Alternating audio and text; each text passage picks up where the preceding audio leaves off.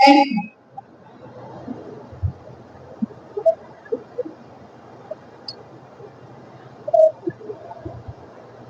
सबको सब साथियों का स्वागत।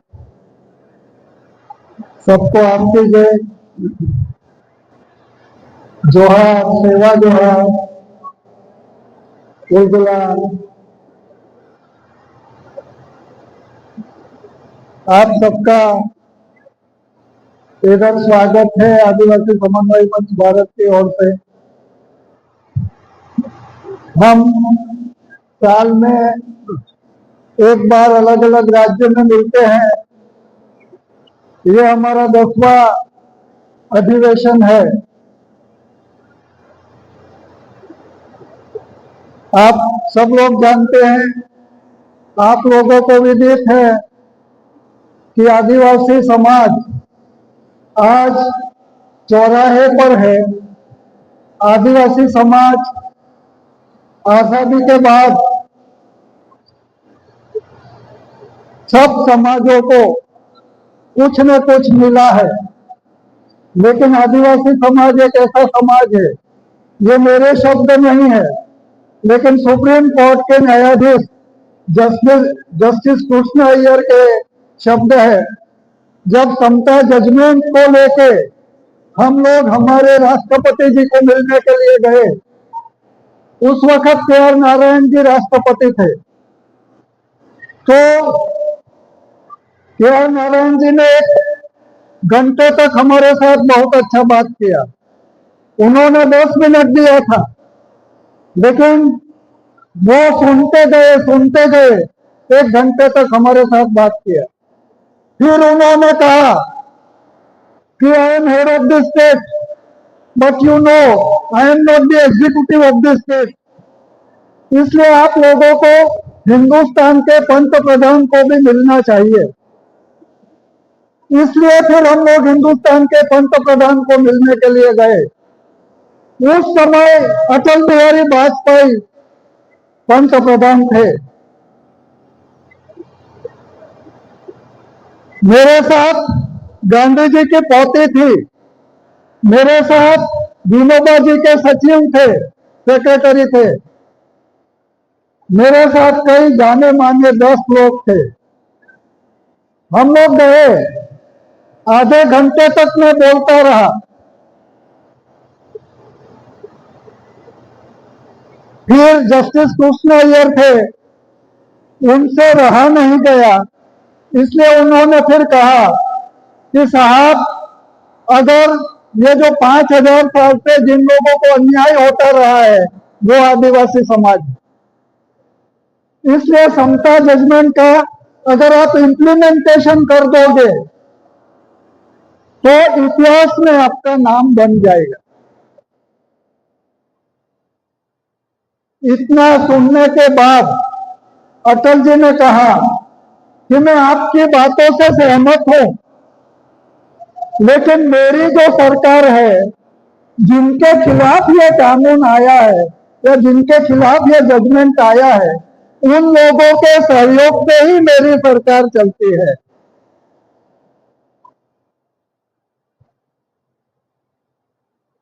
साथियों,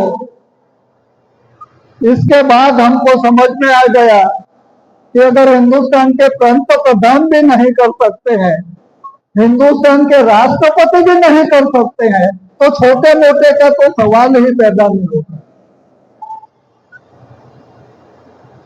लेकिन के.आर. नारायण जी ने कहा था, उन्होंने कहा था कि हमारे पास एक ही रास्ता है और वो लोगों को संगठित करने का हमारे पास रास्ता है।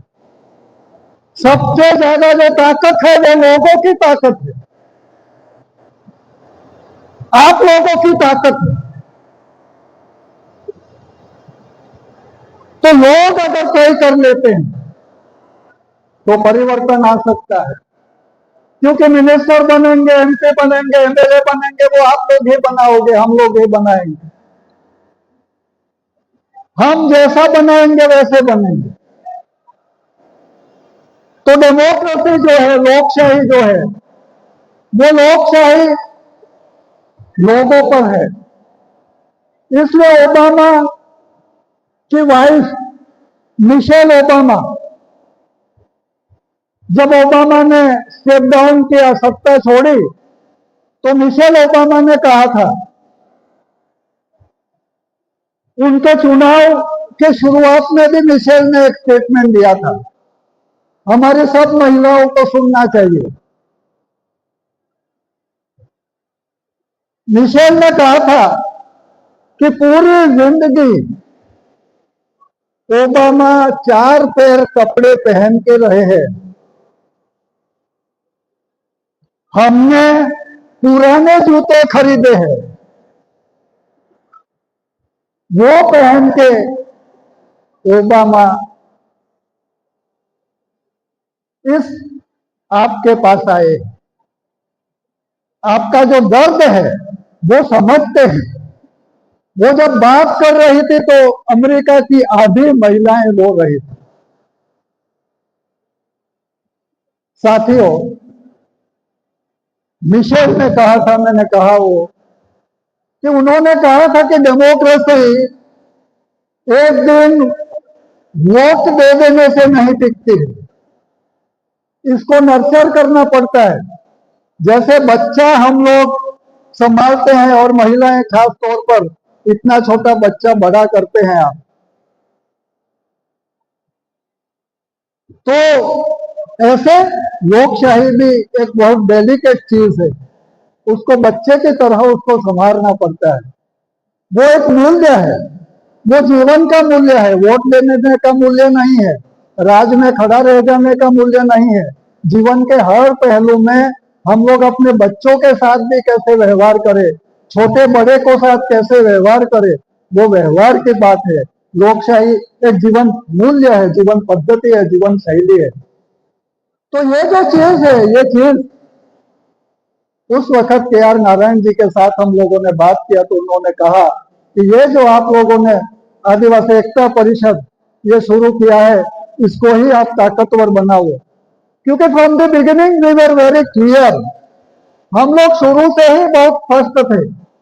स्पष्ट ये थे कि रियो डी जानेरो में इंटरनेशनल कॉन्फ्रेंस हुआ, जिसमें पृथ्वी परिषद, पृथ्वी को बचाने के लिए कॉन्फ्रेंस हुआ,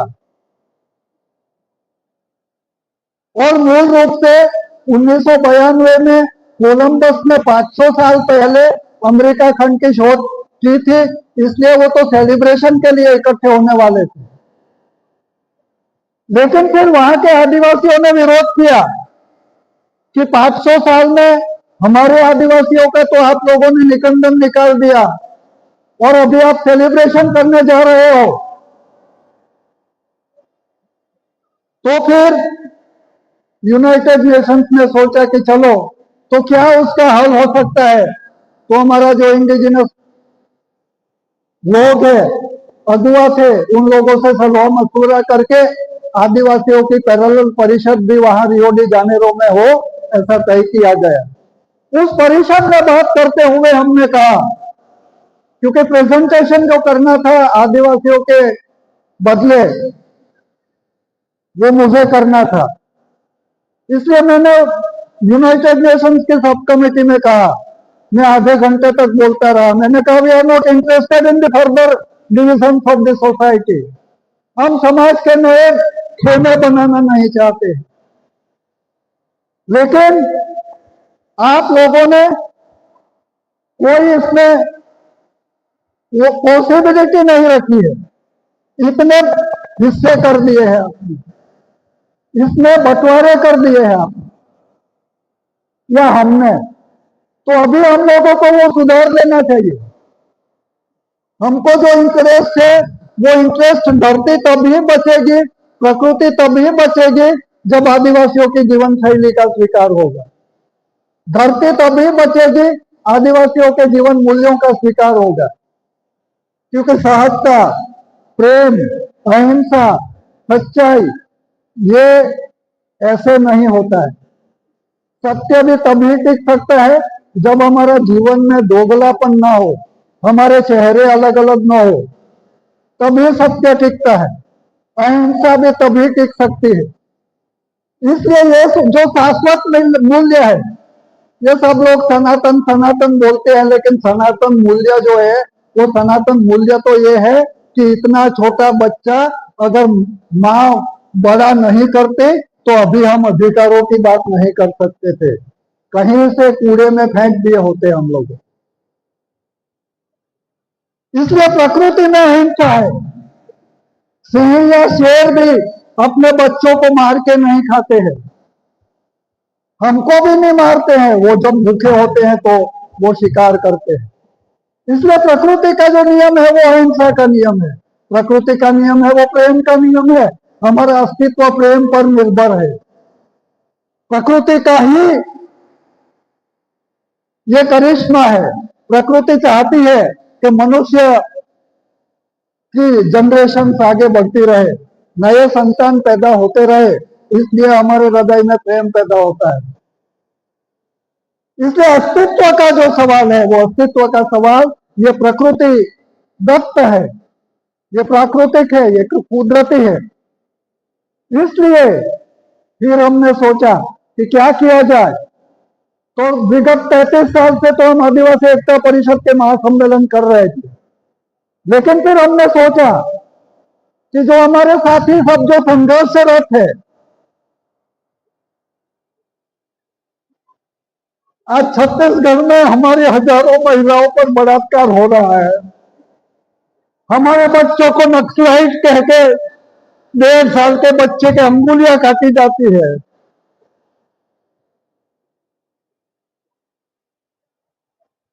कोई निर्भया करके रैली नहीं निकाल रहा है उनके लिए। लाखों लोग जेल में है, आदिवासी 3 करोड़ विस्थापित हो गए हैं, अलग अलग विकास के नाम पर। हम लोगों को भी एक गुट्टी पिला दी है विकास की। आदिवासियों को भी विकास करना है, हमको भी नेता बन जाना है, हमको भी बड़े बड़े ऑफिसर्स बन जाना है, हमको भी इस चक्कर में डाल दिया है, हमको भी इंडस्ट्रियलिस्ट बनना है। तो आदिवासियों की जो जीवन शैली थी वो जीवन शैली तो बिल्कुल प्रकृति में से जो कुछ भी पत्ते मिले, फूल मिले, फल मिले, वो खा के वो पेड़ भी नहीं काटते थे, डाली में से झोपड़ी बना लेते थे, ऐसे उनके जीवन पद्धति थी। इसमें से हम लोगों को इस चक्कर में डाल दिए, and that is after the second world war. ये दूसरे विश्व युद्ध के बाद हम लोगों को इस चक्कर में डाले उन लोगों। और फिर क्या बना के छोड़ दिए। जॉन कुडेल, अमेरिका के एक आदिवासी कवि, उसने कविता लिखी है कि we the American we are the industrial slaves. ये करीबन 30-35 साल पहले उन्होंने कविता लिखी थी। American, we the American man and woman, we are thinking like robots, we are thinking like computers and we are acting like robots. We the Americans, we are the industrial slaves. आज हम industrial slaves बनते जा रहे हैं। आदिवासियों की upward mobility तो नहीं हुई, लेकिन नगर पालिकाओं में सफाई का काम अभी आदिवासी कर रहे हैं, हमारी मां बहनें कर रही है।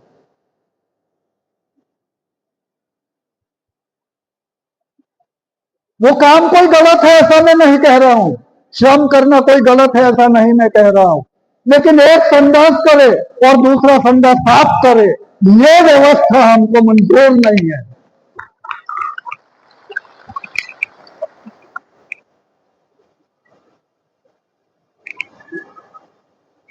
इसलिए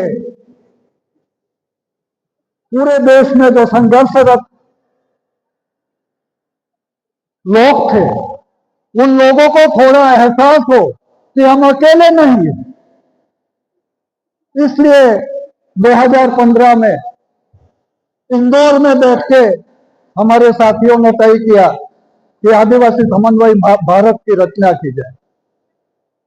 एकता परिषद जो है वो मूल्यों की बात करेगा, एकता परिषद जो है वो जीवन के दूसरे जो आयाम है, हमारा स्वावलंबन है, हमारी आत्मनिर्भरता है, हमारा आत्म सम्मान है, हमारी जो संस्कृति है। क्योंकि ये जो कला है, ये कला दुनिया में कोई और जगह नहीं है। ये हम लोग प्रदर्शन नहीं कर रहे हैं, ये हमारे सिर्फ आदिवासियों की विरासत है ऐसा नहीं है। It's a heritage of the total world human beings.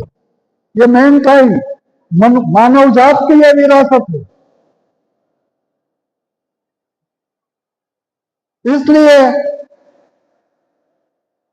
आज हम लोग जो 10वें महासम्मेलन में यहाँ इकट्ठे हुए हैं, हमारे सामने बहुत बड़ी चुनौती है। क्योंकि पूरी दुनिया इस दिशा में जा रही है और इस दुनिया ऐसे सुनामी में हमको भी टिकना है और पूरी दुनिया को भी बचाना है, प्रकृति को भी बचाना है, शोषण और भेदभाव में से सब लोगों को मुक्त करना है। ये बहुत बड़ी चुनौती है और इसके लिए नेतृत्व भी बहुत बड़ा चाहिए। आज हमारे नेता यहाँ आए हैं, चुने हुए प्रतिनिधि, उनको भी बहुत अध्ययन करना पड़ेगा। इन लोगों की आंखों में आंख डाल के आप लोग बात कर सको, ऐसा अध्ययन आप लोगों को करना पड़ेगा। ये देश आजाद तभी हो सका कि बैरिस्टर होके सब लोग वापस हिंदुस्तान आए। ये दो देश तब आजाद हो सका कि सुभाष चंद्र बोस जैसा गोल्ड मेडलिस्ट आईपीएस अभी का आईएएस बन के आया और उन्होंने यहाँ के कह दिया कि मुझे आजादी चाहिए, मुझे नौकरी नहीं चाहिए। ये देश कब आजाद हुआ कि रविंद्रनाथ टैगोर जैसा साहित्यकार हुआ जिसको नोबेल पारितोषिक देना पड़ा, जगदीश चंद्र बोस जैसा साइंटिस्ट हुआ। हमारे समाज में से कौन है? आज हमारे युवा जो लोग हैं, आपके सामने ये बहुत बड़ी चुनौती है। भारत देश तब हमारा हो सकेगा कि ये सब क्षमताएं हम लोग प्राप्त करेंगे। तो हमारी जो ताकत है वो ताकत इसमें लगाइए। हमारे जो प्रतिनिधि है वो तो मर्यादित प्रतिनिधि होंगे, सब लोग तो जा सकने वाले हो नहीं। इसलिए सब ऐसे सपने मत देखा करो। आप में से अच्छे हो उन लोगों को भेज दो और आप अपना ये जो काम है, और जो पढ़े लिखे जो माँ बाप है उन लोगों को मुझे कहना है, नौकरी करने वाले माँ बाप है उन लोगों को कहना है कि आप लोग अपने बच्चों को विदेश भेजो, छोटी छोटी नौकरियों में मत लगा दो।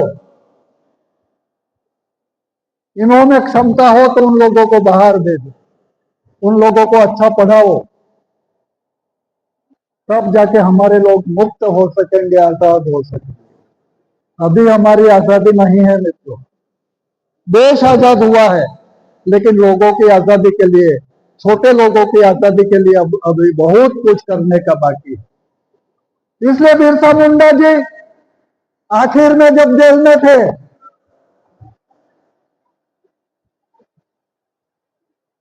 तब उनका आखिरी दिन चल रहा था, इंजेक्शन दे रहा था डॉक्टर एंडरसन। तो एंडरसन ने पूछा, एंडरसन का हाथ थोड़ा हिला इंजेक्शन देते वक्त। बिरसा वैसे तो बहुत उनके साथ हंसते रहते थे लेकिन उस दिन थोड़े गंभीर हुए। तो एंडरसन ने कहा कि बिरसा आज आप क्यों नहीं बोल रहे हो? तो बिरसा ने कहा कि आदिवासी लोग माँ का दूध और डॉक्टर की दवाई पर शक नहीं करते।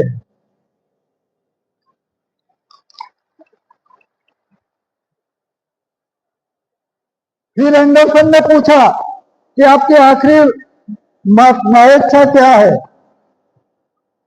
तो बिरसा ने वहां दिखाया कि वो कोने में कंबल पड़ा है, वो लेके आओ। वो कंबल लेके आए एंडरसन, फिर कहा कि मुझे ओढ़ा दो, वो लेट गए और फिर ओढ़ाया। पैर भी ढक दिए। तो बिरसा ने कहा कि मेरे पैर खुले रखो। फिर एंडरसन पूछते हैं कि क्यों पैर खड़े रखने को लेकर। तो बिरसा कहते हैं कि मेरे समाज को पता चलना जाएगा जब मेरी लाश वहां जाए तो, कि अभी बहुत चलने का बाकी है।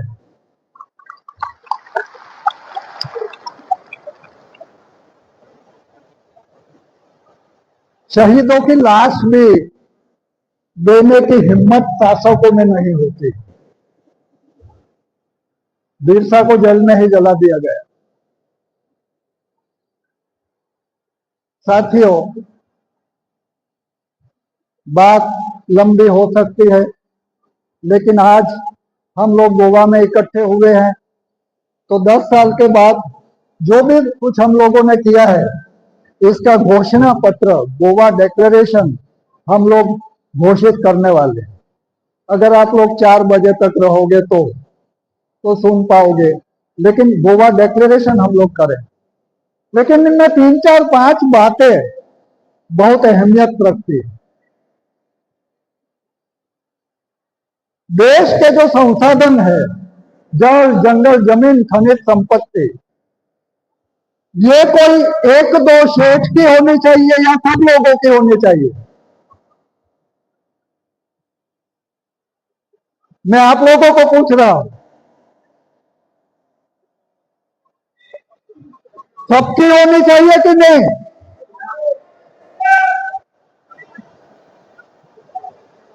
शिक्षा सबके लिए मुफ्त होनी चाहिए कि नहीं? आरोग्य सबके लिए मुफ्त होना चाहिए कि नहीं? पढ़ाई सबके लिए मुफ्त होनी चाहिए कि नहीं?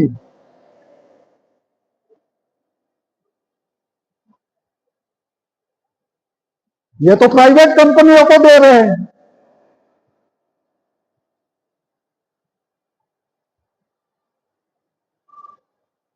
तो अभी फिर गोवा में घूमना नहीं है आपको,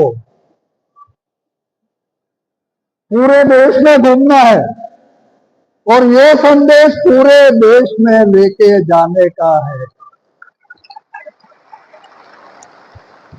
और क्यों, वो भी आप लोगों को कहना पड़ेगा, क्योंकि लोग पूछेंगे। और हम भी हमारे बच्चों को, हमारी, मैं देख रहा हूं वो शिक्षिका हमारी मध्य प्रदेश वाली, वो भी अपना बच्चा अपने स्कूल में नहीं पढ़ाएगी, वो भी इंग्लिश मीडियम में डालेगी, तनख्वाह सरकार का ले रही है। ऐसे सरकारी स्कूल चलेगी?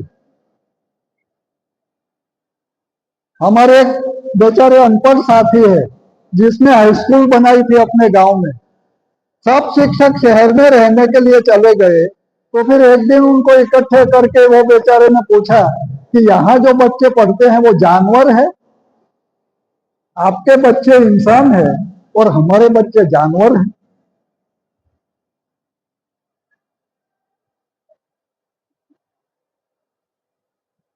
तो क्यों हम लोग कह रहे हैं एक शिक्षक को, क्योंकि शिक्षक कौन है? वो एक नया समाज बनाता है। वो शिक्षक को अगर पैसे देकर नौकरी लेनी पड़ती हो तो कौन से मूल्य पढ़ाएगा वो? प्रामाणिकता के मूल्य कैसे पढ़ाएगा? एक डॉक्टर बनने के लिए अगर 1 करोड़ रुपये चाहिए तो वो एक गलत ऑपरेशन करेगा। हमारे गुजरात में 15-20 लोगों को वैसे ही हार्ट के पेशेंट ऐसे करके काट के मार डाले, क्योंकि अभी सरकार ने 5 लाख रुपया देना का आयुष्मान आयुष्मान ये बकवास सब चल रहा है। तो वो डॉक्टरों को तो मजा आ गया। सॉरी, यहाँ डॉक्टर बैठे हो तो उन लोगों की मैं माफी चाहता हूं, क्योंकि बड़ा बिल बनाने के ही चक्कर में वो रहते हैं 1 करोड़ रुपया कब वापस इकट्ठा करें। उनका दोष है ऐसा मैं नहीं कहता, लेकिन व्यवस्था ऐसी होनी चाहिए कि चोरी करने की जरूरत न पड़े। तो आप नेताओं के सामने जो चुनौती है वो चुनौती है कि आप ऐसी व्यवस्था बनाओ तो सबको कम से कम रोटी तो मिले, सबको कम से कम आरोग्य की सुविधा तो मिले, आरोग्य का शिक्षा तो मिले, डॉक्टर तो बन सके कोई भी जिसको बनना है वो। तो ये जो बात है, ये बात पूरे देश में अभी हम लोगों को चलानी पड़ेगी। ये नहीं चलाएंगे तो हम तो मिट ही जाएंगे। 10 साल में आदिवासी लोग मिट जाएंगे। अभी जो तुम्हारा कास्ट सेंसस हो रहा है, जातिगत जनगणना, वो जयेश भाई अभी ऐसा लाएंगे कि गरासिया ज्यादा पढ़े हैं, गरासिया ने ज्यादा नौकरी ले ली है और ये भील बाकी रह गए। चौधरी ने ज्यादा नौकरियां ले ली है, अभी आप लोग बच गए हैं, चौधरी के खिलाफ विद्रोह करो।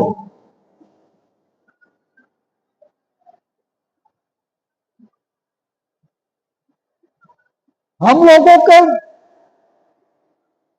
हम लोगों को उन लोगों की क्या मनीषा है वो पहचान ही हम नहीं सकते।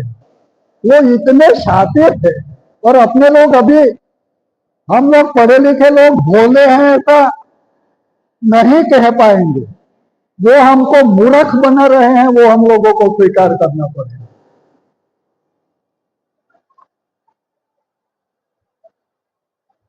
इसलिए ये जो गोवा घोषणा पत्र हम लोग करेंगे, इसको देश में व्यापक प्रचार प्रसार करेंगे। और ये हमारे लिए अकेले के लिए हम नहीं कर रहे, हम सबके लिए ये मुफ्त हो जाए ऐसा चाह रहे। सबको अपॉर्चुनिटी मिलनी चाहिए। और हमारे साथी हॉस्पिटल वाले आए हैं अभी, हम लोग को प्राइवेट हॉस्पिटल हमारे यहाँ कर रहे हैं, उसके खिलाफ आंदोलन जो चला रहे हैं, वो आए हैं हमारे साथी। हम लोग चीफ मिनिस्टर को मिलने के लिए गए, तो चीफ मिनिस्टर कहता है कि अमेरिका में तो ऐसा ही चलता है ना, जैसे ये आदिवासी विस्तार अमेरिका बना दिया उन्होंने।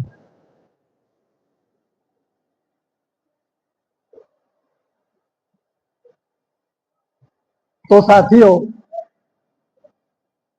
ये भी हमारी सबकी साझी जिम्मेदारी है।